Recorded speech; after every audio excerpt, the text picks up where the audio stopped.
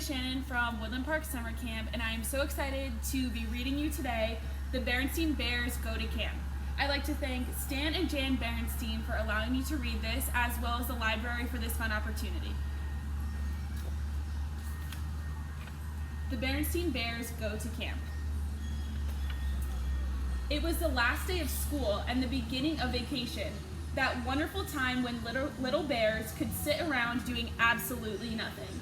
Brother Bear and Sister Bear shouted goodbye to Teacher Jane and hopped onto the bus for the happy trip home.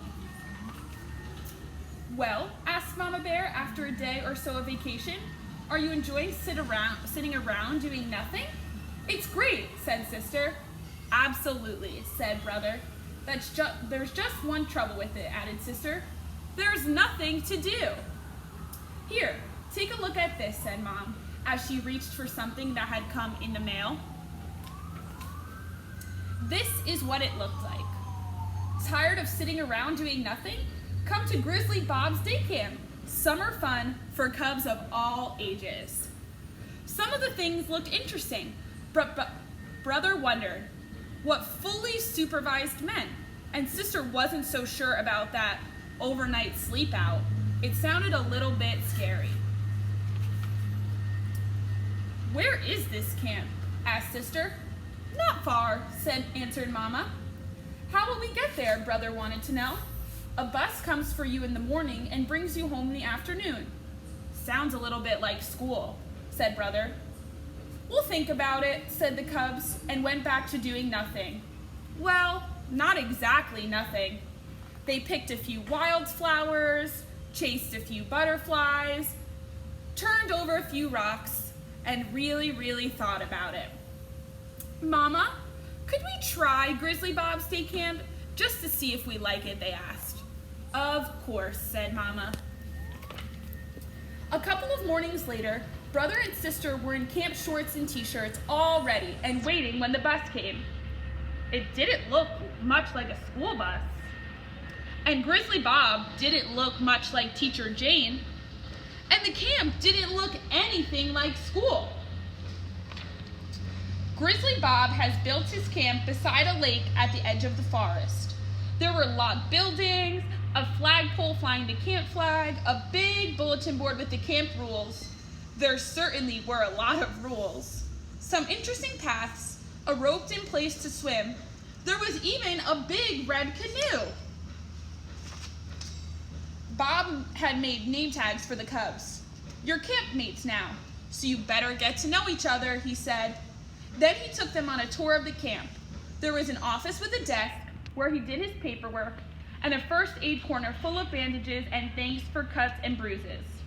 There was a rec hall to go into when it rained. Rec was short for recreation. There was a picnic place and a barbecue pit where they roasted hot dogs for lunch. Sister burned hers a little, but she traded with another cub who liked burnt hot dogs. Bob announced that after lunch they would all climb up Spook Hill to the very top of Skull Rock, the special place where they would have their end of camp powwow and sleep out. It was quite the climb. That evening, Mama and Papa Bear were eager to know how the cubs liked camp. It was okay, said Brother, but they sure have a lot of rules.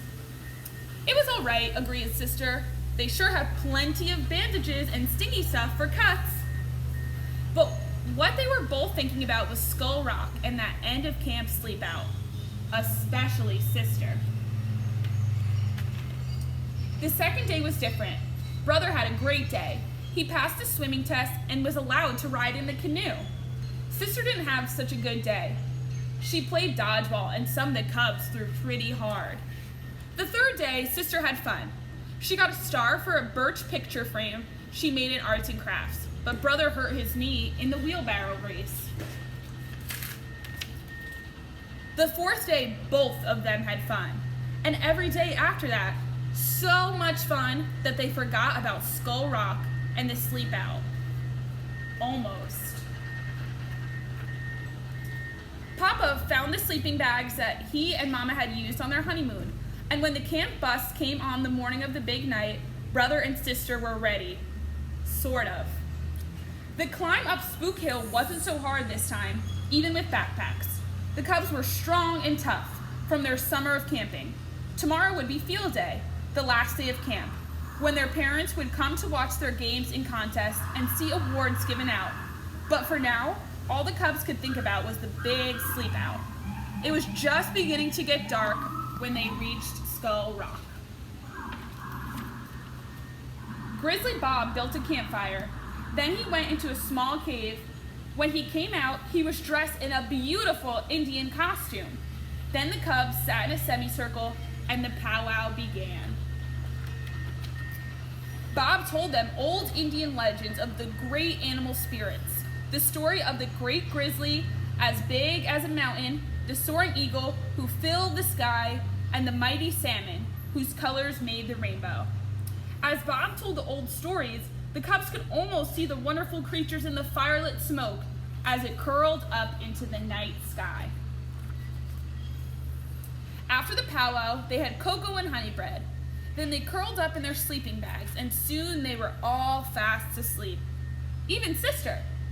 The next day, Brother and Sister did very well in the field day games and contests.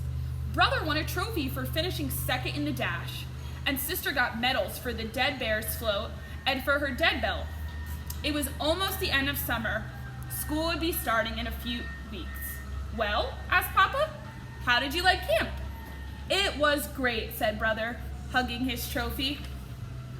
It was great, agreed Sister, wearing her medals proudly. But you know something? After Grizzly Bob's day camp, school will be like a vacation. I want to thank everyone for joining me here at Sakaria, where we hold our summer camp every year. We hope everyone's staying safe, and I hope to see you all soon. Thank you.